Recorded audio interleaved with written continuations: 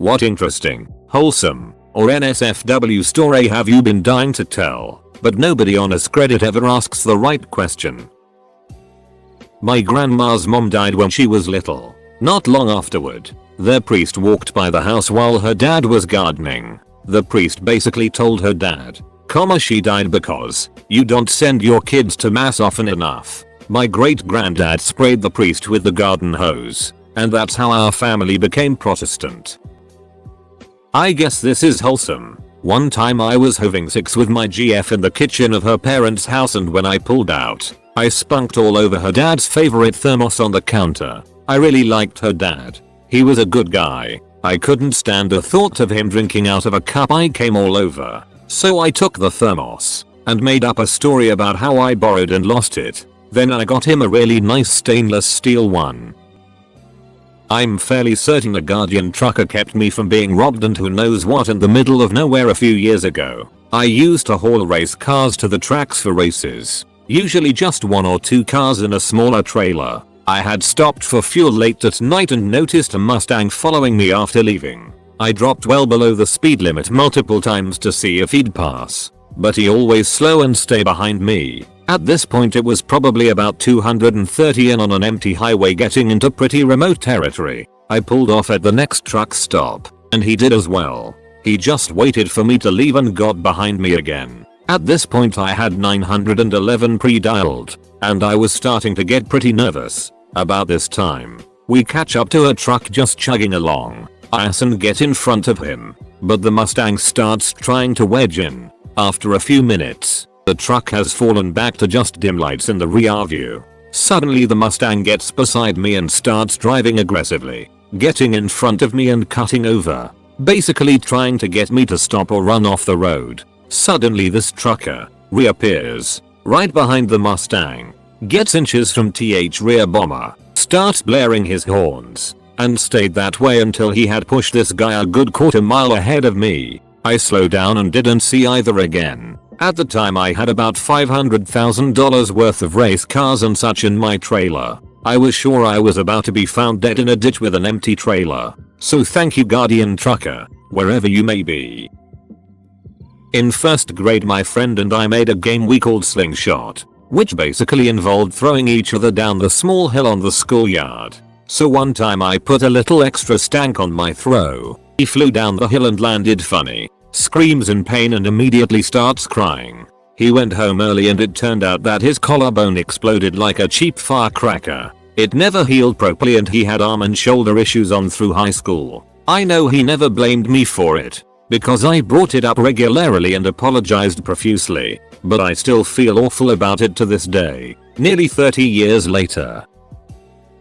Interesting funny, when I was in 7th grade my science teacher did a rap about the parts of the cell, but that's not it. When I say rap, I mean the man huddled behind his desk and shot up a fake mic in his hand, wore a backwards baseball cap and gold chain made out of duct tape, leapt on top of his desk, did the worm, threw candy everywhere. He already had some left over from a hands-on Pavlov experiment during class a few weeks ago involving a whistle and projectile snacks. Spit out fresh ass rhymes at light speed. He was white, Christian, married, and a man, while rapping about the cell parts. When I say it was fire, I don't mean it was fire. I mean it devastated California because it was so hot. He also starred in a video of himself singing about the Dewey Decimal System to the tune of Don't Stop Believin'.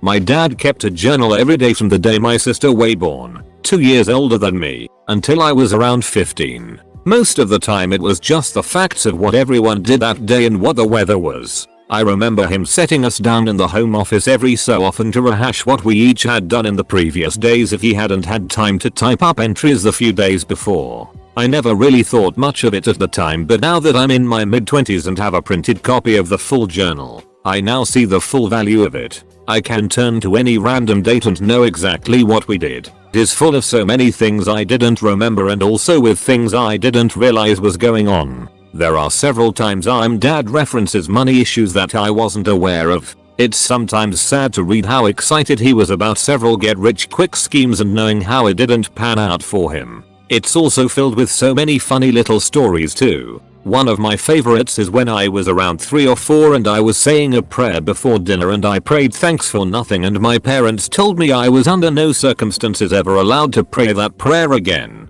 I don't think my dad realized at the time how special it would be to have those journals so many years later, but I truly wouldn't trade them for anything. One of my best friends is on disability and is home pretty much 24/7. Because he's on disability he tends to live in some IT apartments. One day someone knocks on the door, and he answers it half asleep to this nervous looking guy in a hoodie. The guy immediately hands out a packet and my friend groggily takes it in his hands. Suddenly the guy goes white as a sheet. My friend glances down and notices he's holding a package of some kind of white powder. The guy snatches it back and runs. It was obviously meant for the dealer who lived upstairs.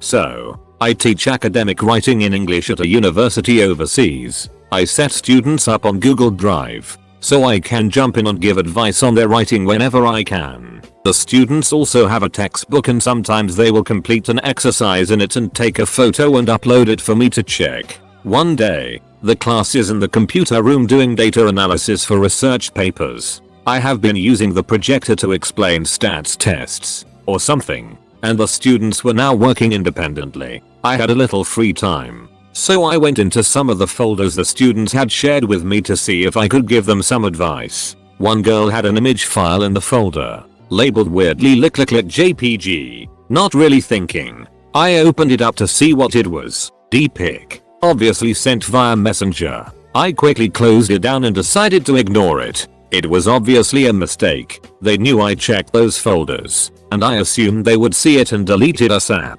It was then that I turned around and saw that the projector was still on. If anyone had been looking up, they would have seen me open a DPic and close it again. Luckily, the room was bright so the projector wasn't so clear, and B, all of the students were looking at their own screens. So that's the day I almost lost my job.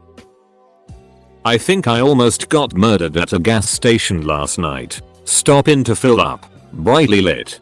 Doubles as a truck stop on the I-35 corridor. Start filling my car when a guy starts talking to me from a distance. Asks me where my boyfriend is. I tell him at home. Waiting on me. A lie. I just left his place. Wants to know where I'm going. I decline. Tries to get me to go into the truck stop and have dinner. Nope. Tries to get me to go to his truck and see his puppy. Oldest trick in the murder book. Fuuuakenoo. Filled up. Did not leave my car or turn my back on the guy. Ducked off into the steady traffic so following me would be harder if he chose to pursue. This wasn't even at a weird, early morning stop. It was 9 PM. I was watching porn and masturbating one day. Forgot the window cleaner was coming and had the curtains open. When I noticed I jumped up and pulled them so hard it pulled the rail off. Then I had to go and pay the man. I see him around town now and then. I met and slept with a girl while away overseas. We had a good time for a day or two. Then both headed home never expecting to meet again. Fast forward a couple of weeks and she invited me to visit her in America. At the time I'm pretty poor and from Australia so it's an expensive trip. She hears this, doesn't flinch and tells me not to worry about money. At this point I was pretty cautious but curious so I ended up going. Spent a couple of days with her in LA before her family proceeded to invite me to travel Europe with them. Off I went. It ended up being the trip of a lifetime but didn't work out with the girl. At one stage I found out her dad had been in jail for murder, which definitely made the situation difficult. I reconnected with my childhood crush by being bad at using Tinder. In 5th grade I was competing in my academic team regionals when I met this boy from one of the other teams and became smitten. Unfortunately this was the early 2000s before 5th graders had cell phones and Facebook, so we ended up losing touch. He made an impression, though, and for several years if anyone asked me who I liked, I would always say that I liked him. Eventually I moved on because hey, I was a kid and a few years is a long time. But even though I dated other people I never really liked anyone else the same way. Fast forward to last summer, when I decided I was tired of being single AF and decided to make myself a Tinder profile. When I was setting up my preferences, I tried to set it to search a 50-mile radius and a minimum age of 24. But because my stupid monkey thumbs couldn't effectively use the sliders, I ended up getting to 51-mile radius and minimum age of 23 and said duck it. That'll do. Guess who was exactly 51 miles away and 2 months from his 24th birthday? This month will make 1 year and I owe it all to Tinder's terrible user interface. Bonus. There are lots of other fun coincidences too. We went to the same summer camp as kids, but didn't realize at the time because we were there with different groups and our activity schedules never overlapped. He used to hang out on my college campus all the time because his best friend and I went to the same school and even had classes together. I have the same name as his best friend, as well as the county he was living in when we met. My grandparents divorced because my grandpa had an affair with a nun. This was the 1970s. A couple years later my grandma got married again, to a man who left the priesthood for her. On top of that, my mom and her friend would dress as pregnant nuns and go to bars for fun. We're not Catholics anymore. One hot summer morning, I woke up to extreme heat and a feeling of wetness. I looked to my right, and in my half-awake gaze I see what I recognized as these piglets. I was confused and started shouting in panic. Only then do I realize that my chihuahua had given birth. Quite a day. Not very interesting but spooked me a bit. I was sitting at a park around midnight in my car and another car pulls up on my passenger side right next to me and shuts off the car. I kinda start tweaking a bit as he opens his door and steps out. He looked about 40-50, so I've got my hand resting on my door locks. He closed his car door, turned around and reached for my door handle. I quickly locked it as he pulled the handle, and then he leaned down and peeked into the cracked window and just said, "Oops, sorry." I kinda just stared at him and didn't say anything back when another car pulls up on the other side and he goes and gets in that one. I ended up just driving off not to spook anybody else out. I think I have 9 lives like a cat because I've used 3 of them so far. Went over a cliff in a car. Not a scratch on me. Rear-ended on the highway going about 70 miles per hour. Nothing. Got shot at while driving with my window down on the highway going 55 miles per hour with a paintball gun. The paintball passed in front of my head at the last second to splatter on the rear passenger. CHP was baffled because I should have been hit. I'm avoiding all modes of transport once I hit life number 9, which sucks because I'm such a gearhead.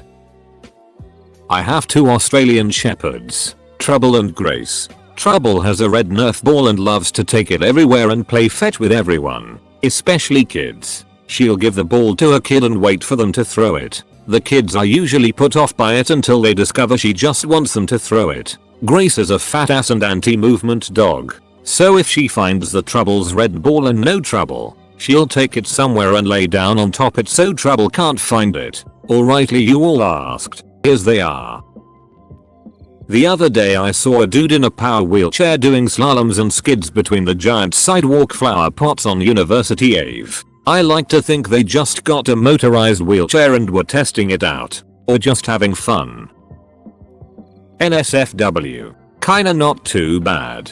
My wife used it to test when I'd giggled during sex, which is understandable, but I'm happy. I'm having fun. It's okay to giggle. However, this one time I feel a completely weird sensation. I freeze up and then start dying with laughter. She's looking bewildered then increasingly murderous. And I'm trying to convey, through bursts of laughter, that she will understand when I can explain. And she's going to laugh too. Turns out, her kitten had headbutted my balls, made a sad and confused little mirth noise, and dashed off.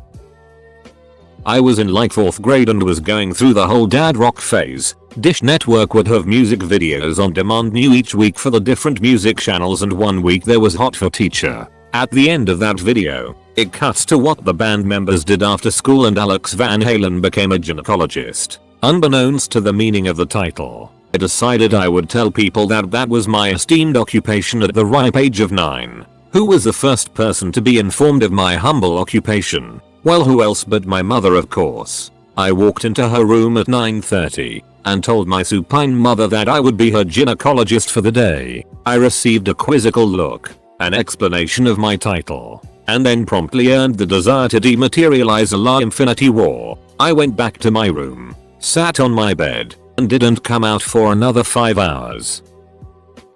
My grandparents ran into their neighbors from down the street of their house in Chicago while on a trip in the middle of China. Neither of them knew the others were taking a trip. Not sure how to categorize this, but I come from a small town and we really do come together in times of need. Anyways, this young mom of 3 said her 3-year-old daughter has stage 2 non-Hodgkin's lymphoma. Immediately we rally together to raise money, deliver meals, give her gas cards, etc. The little girl loses her hair and she has a really hard time with the needles, nausea, heartbreaking it. Well, the mom wanted to give the daughter cannabis oil to help with the nausea and the grandparents were uncomfortable with that. So they call her doctor and he said he has never treated the girl. When pressed for answers, the mom admits the girl had a mild treatable blood disorder and she was scared and it took off from there. She then leaves her husband and kids and shacks up with her best friend while posting "Pour me it" on Facebook. Not the most interesting story, but now our town is done helping each other out. Some people donated hundreds of dollars and now it's funding an unemployed woman and her partner.